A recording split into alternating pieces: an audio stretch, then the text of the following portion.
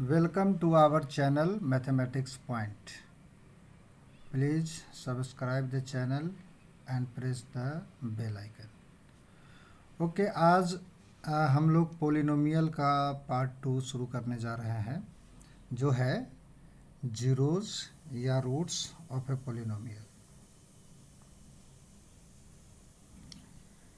Zeros और roots of a polynomial को समझने से पहले हम लोग पहले जानेंगे कि वैल्यू ऑफ ए पोलिनोमियल क्या है। वैल्यू ऑफ पोलिनोमियल को समझना है कैसे, तो उसके लिए पहले हम इसका डिफिनीशन लिख करके आपको उसके बाद उसका एग्जांपल से आपको समझाएंगे, तब अच्छे से समझ में आ जाएगा। The value of a polynomial f x at x equal alpha is obtained by substituting x equal alpha in the given polynomial and is denoted by f alpha। क्या मतलब, ये जो स्टेटमेंट मैंने लिखा हुआ है इसका मतलब क्या? तो कहता है कि अगर हमारे पास कोई पोलिनोमियल fx है और उसकी वैल्यू कोई x इक्वल अल्फ़ा पर निकालना है। अल्फ़ा क्या है? अल्फ़ा कोई रियल नंबर है। इस रियल नंबर पर अगर इस fx की वैल्यू निकालनी है तो ये कैसे निकलेगा? तो उस fx में जहाँ जहाँ x है उस x को सब्स्टिट्यूट कर देना है x को अल्फ़ा से, और तब जो वैल्यू निकलेगा वो f अल्फ़ा की वैल्यू होगी या value of polynomial at x equal alpha. जैसे इसके लिए हम लोग एक कंसीडर करते हैं, consider a polynomial fx equal 2x cube minus 3x square plus 4x minus 2। अगर हम लोग इस x को रिप्लेस कर दें 2 से, replace x by 2 everywhere in fx में जहाँ जहाँ x है वहाँ सब जगहों पर x के जगह पर 2 लिख दें, मतलब x को रिप्लेस कर दें 2 से, तो हम लोग क्या पाते हैं कि ये fx जो है यहाँ पर है, यहाँ पर 2 डालना है क्योंकि यहाँ x है, यहाँ 2 डालना है, यहाँ 2 डालना है, यहाँ 2 डालना है, जहाँ जहाँ x है उसके जगह पर 2 डालना है। तो वही अगर हमने यहाँ चेंज कर दिया, रिप्लेस कर दिया, तो ये यूँ हो गया f2 इक्वल 2 इंटू 2 का क्यूब माइनस 3 इंटू 2 का स्क्वायर। यहाँ 2 का स्क्वायर है, 2x है तो x के जगह पर 2 डाला तो 2 का स्क्वायर, यहाँ 2 था तो यहाँ 2 डाला तो 2 का क्यूब, 4 इंटू यहाँ x है तो 2 डालेंगे तो 4 इंटू 2 जो मैंने यहाँ पर लिखा हुआ है, फिर माइनस 2। अब इसको सॉल्व किया, सॉल्व करने के बाद इसका वैल्यू आया 10, f2 equal 10। So we can say that, इसलिए हम लोग कह सकते हैं कि the value of F x at x equal two, मतलब जोन सा वैल्यू अगर हमने यहाँ पर रिप्लेस किया है और उसका रिप्लेस x के जगह पर रिप्लेस करने के बाद जो वैल्यू आया है, तो कहेंगे कि x का वैल्यू उस नंबर पर that is at x equal two, और वैल्यू कितना आया 10, तो हम कहेंगे कि एफ एक्स का वैल्यू x इक्वल टू पर 10 है। तो ऐसे हम किसी का भी निकाल सकते हैं। ये x के जगह पर 2 था, क्या 10 भी हो सकता है, 11 भी हो सकता है, 12 भी हो सकता है, -2 हो सकता है, -हाफ हो सकता है, कुछ भी हो सकता है, और उस पर हम लोग ऐसे ही उसको रिप्लेस करके उसका वैल्यू निकाल सकते हैं। अब एक क्वेश्चन है इस पर आधारित, अगर इफ़ एफ एक्स इक्वल इतना 2x cube minus 13x square plus 17x plus 12, find पहला f2 मीन्स क्या, find the value of F x at x equal two, और दूसरा f माइनस 3 मतलब क्या कि find the value of F x at x equal minus 3।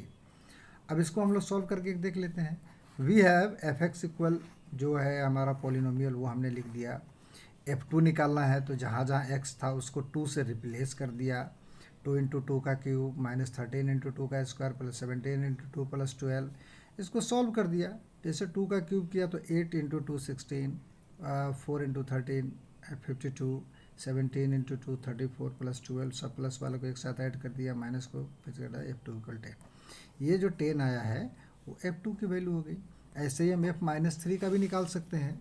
यहाँ देखिए f minus 3 का वैल्यू हमने निकाला, तो क्या किया, यहाँ पर जो पोलिनोमियल हमारा है, इस पोलिनोमियल में जहाँ जहाँ x है वहाँ पर हम -3 से उसको रिप्लेस कर देंगे, हमारा f माइनस 3 का वैल्यू निकल जाएगा। वो हमने यहाँ पर किया हुआ है, इसको देखें, 2 इंटू -3 का क्यूब माइनस 13 इंटू -3 का स्क्वायर प्लस 17 इंटू -3 प्लस 12, इसको सॉल्व किया, इसका वैल्यू है -210 मीन्स f - 3 = 210। ये हो गया वैल्यू निकालने का किसी भी पॉइंट पर। x = 2 एक पॉइंट है, x = -3 एक पॉइंट है, तो किसी भी पॉइंट पर हम उस फंक्शन का या उस पोलिनोमियल का वैल्यू निकाल सकते हैं। अब आते हैं जीरोज़ और रूट, जो हमने कहा था जो हमको पढ़ना है, जीरो और रूट। तो जिसको वैल्यू निकालने आ गया, समझ लीजिए उसको जीरो और रूट निकालने आ गया। क्यों कहेंगे किसको जीरो और रूट? अरे उसी वैल्यू में से वो वैल्यू ले लेंगे जिसको अगर x के जगह पर रिप्लेस करें और उसका पूर्ण वैल्यू ज़ीरो आ जाए, तो हम कहेंगे वो जो x को रिप्लेस करने वाला नंबर है वही उस पोलिनोमियल का जीरो है या रूट है। उसको मैंने इन जनरल लिखा हुआ है कि एक रियल नंबर अल्फ़ा है, इसको रूट या जीरो कहते हैं पोलिनोमियल का। जैसे पोलिनोमियल हमारा ये है f(x = an xn + an - 1 xn - 1 + an - 2 xn - 2 + ... a1x + a0, मतलब ये स्टैंडर्ड फॉर्म है पूरा पोलिनोमियल का। तो इसमें अगर हम f(x) x के जगह पर अल्फ़ा डाल दें, इस पूरे में जहाँ जहाँ x है वहाँ अल्फ़ा डालें और पूरे का जब वैल्यू निकालें तो वो जीरो आ जाए, तब हम कहेंगे कि ये जो अल्फ़ा है वो उसका जीरो है। फिर से समझिए एक बार, एक रियल नंबर अल्फ़ा ये रूट होगा या जीरो होगा ऑफ द पोलिनोमियल ये यदि f अल्फ़ा = 0। तो f अल्फ़ा = 0 मतलब जहाँ जहाँ x है वहाँ वहाँ हमने इसको अल्फ़ा से रिप्लेस किया और उसका वैल्यू निकाला। अगर ज़ीरो आ गया तो हम कहेंगे कि ये अल्फ़ा जो है ये इस पोलिनोमियल का क्या है, जीरोज है या रूट है।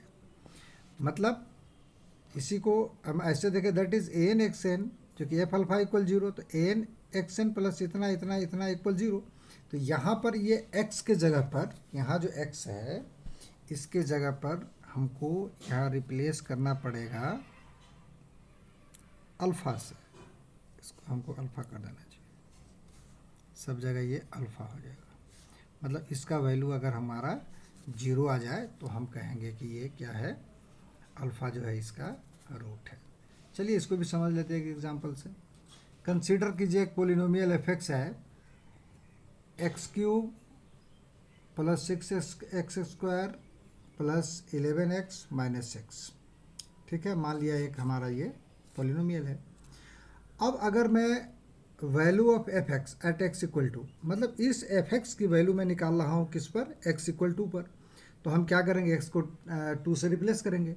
तो f2 जहाँ जहाँ x है वहाँ पर हमने उसको 2 से रिप्लेस कर दिया। 2 का क्यूब हो गया, 6 × 2 का स्क्वायर हो गया, + 11 × 2 हो गया, -6 हो गया। तो ये 8 माइनस ये 24 + 22 - 6, इस सबको सॉल्व किया, ज़ीरो आ गया। तो देखिए यहाँ पर f2 का वैल्यू ज़ीरो आया है।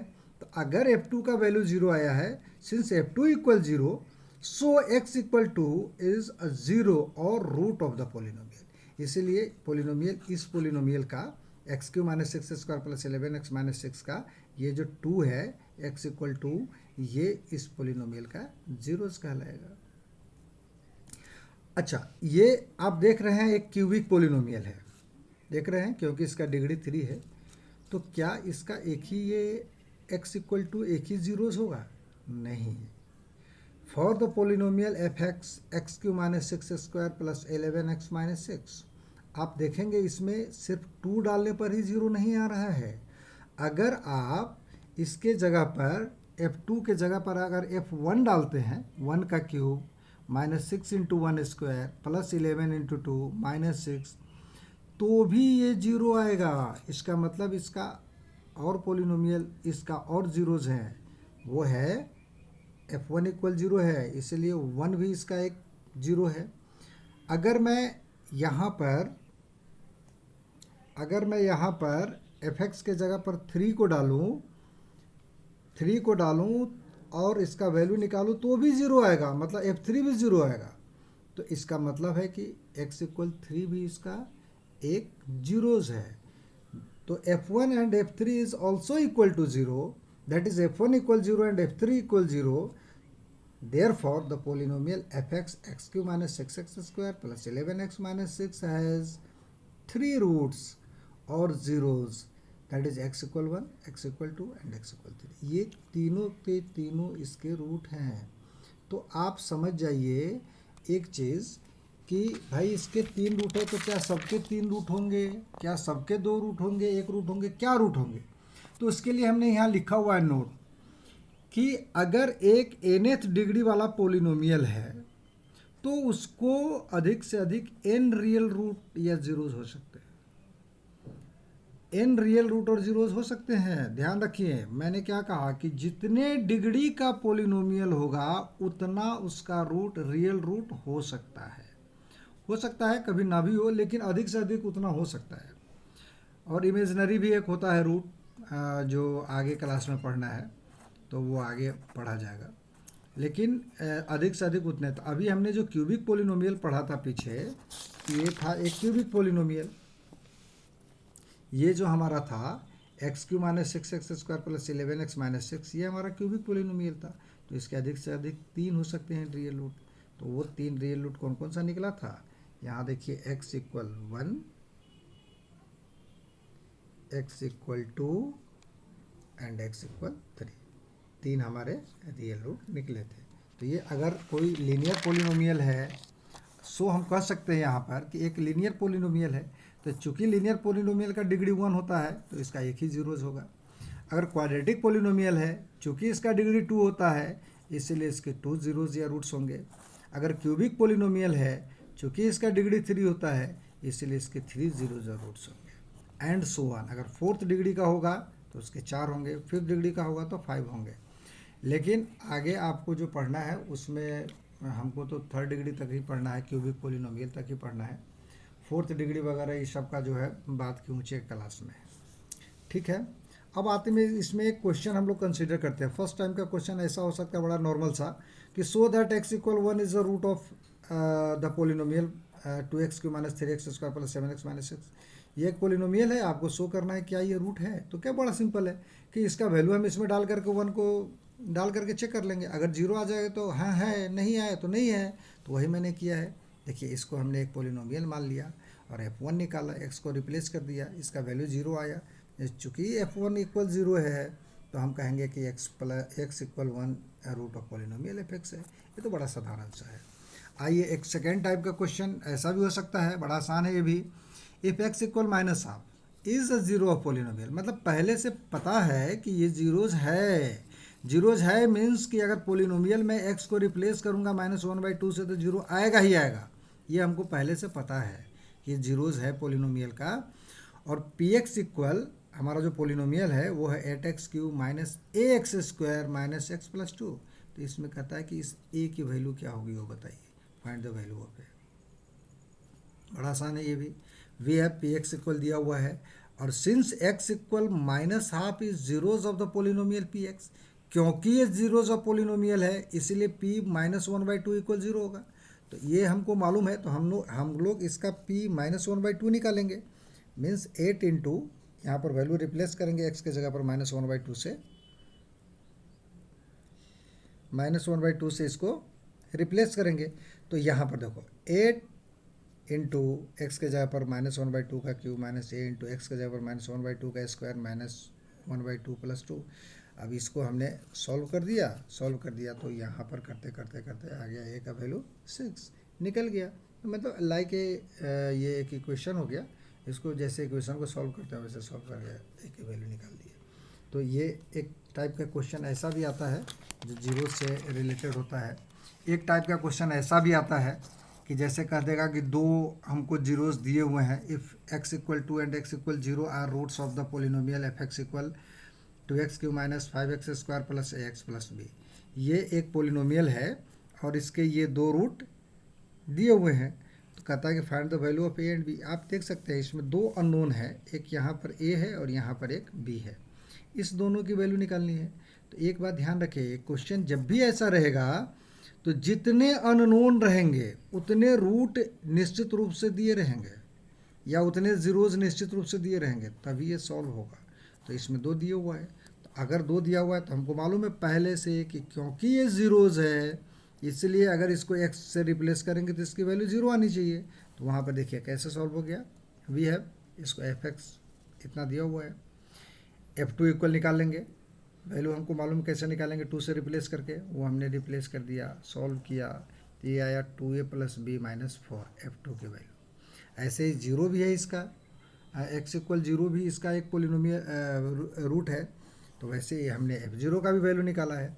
तो 2 × 0 का क्यूब -5 × 0² + a × 0 + b, ये सब का वैल्यू आया 0, मतलब f0 का वैल्यू आया b। सिंस मैंने लिखा हुआ है, since x = 2 and x = 0 are roots of the polynomial fx, क्योंकि ये दोनों पोलिनोमियल के रूट हैं, इसलिए तो f2 का वैल्यू 0 होना चाहिए और f0 का भी वैल्यू 0 होना चाहिए, क्योंकि ये दोनों रूट हैं। तो f2 = 0, तो f2 की वैल्यू तो हमने ऊपर निकाला हुआ है ना, 2a + b - 4, तो f2 की जगह पर ये लिखा जा सकता है, वही मैंने यहाँ लिख दिया है, 2a - b f2 की जगह पर 2a - b - 2a + b - 4 = 0, and f0 की जगह पर b डाल दिया, क्योंकि ये निकला हुआ है f0 = b, तो b = 0। अब ये जो b = 0 निकला है, इसी वैल्यू को ना हम इसमें डाल देंगे तो a निकल जाएगा। तो put the value of b in equation, 2a + b = 4, 2a + 0 = 4, 2a + 0 = 4, 2a = 4, a = 4/2, 2, मतलब कि a की वैल्यू निकल गई और b की वैल्यू निकल गई। तो ये जो है एक निकालने का तरीका है, उस तरीके से हम लोग इसको निकाल लेंगे। अच्छा, ये चलिए आगे हम लोग देखेंगे जो इंटीग्रल रूट थ्योरम। पहले ये इंटीग्रल रूट थ्योरम है क्या, या उसकी आवश्यकता क्यों पड़ती है, इसके लिए जो हम लोग जीरोज़ निकालते हैं, तो उस जीरोज़ को निकालने में हम लोगों को थोड़े कभी कभी परेशानी आ जाती है कि भाई हम लोग कैसे मानेंगे, कैसे जानेंगे कि कौन सा इंटीजर डालेंगे तो इसका वैल्यू ज़ीरो होगा। यहाँ पर जैसे मैंने एक पोलिनोमियल लिया, इस polynomial fx = x³ + 2x² - 11x - 12, अगर इसका हमको जीरोज़ ढूंढना है तो जीरोज़ ढूंढने में तो बहुत बड़ी परेशानी है। हम क्या क्या डाल करके चेक करें, एक डाल के चेक करें, 2 डाल के चेक करें, या 10 डाल के चेक करें, या 20 डाल के, या 11 या 12, क्या डालें यहाँ पर ऐसा जो जीरो आए। तो ये एक बहुत बड़ी समस्या होती है। इस समस्या का समाधान कि क्या डालना चाहिए, वो हमको यहाँ से मिलता है एक इंटीग्रल रूट थ्योरम से। इस इंटीग्रल रूट थ्योरम से हम लोग कैसे निकालेंगे उसका समस्या का समाधान कि हमारा जीरोज़ निकल जाए। तो उसके लिए आपको इस इंटीग्रल रूट थ्योरम को समझ जाना है, ये आसानी आपको करेगा आगे निकालने में। देखिए, अगर मान लिया जाए fx हमारे पास कोई पोलिनोमियल है विथ इंटीग्रल कोफिशिएंट्स, ये मैं बताऊंगा अभी कि what is integral coefficients and the leading coefficient. ये लीडिंग कोफिशिएंट किसको कहते हैं ये भी हम बताते हैं अभी। Leading coefficient is 1, then any integer root of fx, तो ये integer root of fx is a factor of the constant, ये कॉन्स्टेंटर समझ रहे हैं। अब देखिए कैसे हम लोग एक कंसिडर किए पोलिनोमियल, एक पोलिनोमियल अगर कंसिडर करें, इसी में हम लोग इन सब टर्मों को समझेंगे कि क्या है इंटीग्रल कोफिशिएंट, क्या है लीडिंग कोफिशिएंट, क्या है इंटीजर रूट, ये सब हम लोग एक कंसिडर करते हैं पोलिनोमियल और उसमें समझते हैं। ठीक है, अब अगर पोलिनोमियल हमने लिया fx = x³ + 2x² - 11x - 12, ठीक है। अब इसमें ये देखिए जो हायर डिग्री वाला टर्म है, ये हायर डिग्री टर्म है, ये उससे लोअर है, इससे लोअर है, इससे लोअर है। अच्छा, जितने भी टर्म हैं इन सब के जो कोफिशिएंट है, जैसे यहाँ 11 है, यहाँ +2 है, यहाँ +1 है, तो ये सब क्या हैं, इंटीजर्स हैं। तो इसलिए हमने यहाँ पर लिखा हुआ है इंटीग्रल कोफिशिएंट्स। समझ में आ गई बात कि इंटीग्रल कोफिशिएंट का मतलब कि जितने भी हमारे टर्म हैं उसके जो कोफिशिएंट होने चाहिए वो कोई ना कोई इंटीजर होना चाहिए। तो यहाँ पर है ना इंटीजर, 1 इंटीजर है, 2 इंटीजर है, -11 इंटीजर, -12 इंटीजर है, तो ये होना चाहिए, पहला तो ये शर्त है। अच्छा, दूसरा आते हैं leading coefficient is 1। Leading coefficient किसको कहेंगे भाई, ये भी तो कोफिशिएंट है, ये भी कोफिशिएंट है, ये भी कोफिशिएंट है, और यहाँ ये भी कोफिशिएंट है। तो जो हायर डिग्री वाला है उसका जो कोफिशिएंट होगा वो होना है, वो उसको कहेंगे हम लोग लीडिंग कोफिशिएंट। दैट इज़ यहाँ पर जो ये 1 है ये लीडिंग कोफिशिएंट है इसका। तो वो कहता है कि लीडिंग कोफिशिएंट इज़ 1। ये शर्त है कि इसका जो कोफिशिएंट होना चाहिए वो 1 होना चाहिए। ठीक है, तो यहाँ पर तो है लीडिंग कोफिशिएंट। तो ये जो हमने अभी पोलिनोमियल कंसिडर किया है F x equal x Q plus 2x², इसमें इस टर्म का लीडिंग कोफिशिएंट 1 है। तो अब कहता है कि इसमें का जो ये कांस्टेंट टर्म है इसका जो फैक्टर होगा, जो इसमें कांस्टेंट, तो इसमें पहले कंडीशन क्या है कि सारा इंटीजर होना चाहिए, दूसरा इसका लीडिंग कोफिशिएंट 1 होना चाहिए, तब ये कंडीशन लागू होगा। तो ये इसके बाद जो ये कांस्टेंट टर्म है -12, इसके जो फैक्टर होंगे उसी में से एक फैक्टर निश्चित रूप से इस पोलिनोमियल का एक जीरोज होगा, इसी का कोई ना कोई एक फैक्टर। अब जैसे इसमें अगर मैंने लिखा कि इतना इतना एक पोलिनोमियल है एज इन इंटीग्रल, अगर इसका कोई इंटीजर रूट में निकलता है, कहता then one of the factors of constant term, one of the factors of constant term 12, ये जो कांस्टेंट टर्म है 12, दैट इज इसका जो फैक्टर होगा, क्या क्या फैक्टर हो सकता है, +-1 +-2 +-3 +-4 +-6 +-12, इसमें से कोई सा भी एक या दो या तीन इसके जीरोज या रूट हो सकते हैं पोलिनोमियल के। तो कहने का मतलब इसको अगर इस कंडीशन को अगर फॉलो किया जाए कि सारे इंटीग्रल इसके कोफिशिएंट हो और लीडिंग कोफिशिएंट 1 हो, तो जो कांस्टेंट टर्म होगा इसी का कोई ना कोई फैक्टर इसका एक जीरोज या रूट होगा। इनफैक्ट इसमें अगर हम लोग निकालें तो यहाँ पर एक 3 है ना प्लस माइनस, तो अगर मैं F3 निकालूंगा तो निश्चित रूप से आएगा, जैसे 3 का क्यूब +2 इंटू 3 का स्क्वायर -11 इंटू 3 -12, ये कितना हो गया 27, 18 -33 -12, इन दोनों को ऐड किया 8 7 15 2 1 3 1 4 -45, ये भी 0, मतलब कि ये 3 जो आया है वो इसका जीरोज आ गया। तो ये 3 कहाँ है, इसमें है ना, इसी का तो 12 का ही तो एक है। तो ऐसा नहीं केवल 3 होगा, दूसरा नंबर भी हो सकता है इसमें, आपको लेकिन चेक करके देखना पड़ेगा, 1 को 2 को 3 को 4 को 6 को 12 को इसमें डाल के चेक करना पड़ेगा और पता लगाना पड़ेगा कि कौन सा इसमें इसका जीरोज है। तो ये है इंटीग्रल रूट थ्योरम इसके हिसाब से। लेकिन कोई बच्चा ये भी तो कह सकता है कि सर यहाँ पर अगर लीडिंग कोफिशिएंट 1 ना हो तो हम कैसे पता लगाएंगे कि भाई कौन सा इसका जीरोज होगा। तो है, उसके लिए भी एक थ्योरम है और वो है rational root theorem. Rational root theorem, मान लिया जाए कि b/c कोई रेशनल फ्रैक्शन है जो लोएस्ट टर्म है। लोएस्ट टर्म मतलब कि सबसे छोटे टर्म में है, इसको काट कूट करके है, जैसे 15/20 नहीं है, उसको 15/20 को अगर हम 15/20 को काट दें तो 3/4 बचेगा। तो वो है उस रूप में 3/4 के टर्म में है, ना कि 15/20 के टर्म में। तो इसको कहता है कि b/c is a rational fraction in lowest term अगर if b/c is the root of polynomial f(x) equal an(xn) plus n-1। मतलब ये जो लिखा हुआ है ये स्टैंडर्ड फॉर्म है पोलिनोमियल का। तो अगर इस पोलिनोमियल का b/c एक रूट है, b/c क्या है, एक फ्रैक्शनल नंबर है, एक रेशनल फ्रैक्शन है।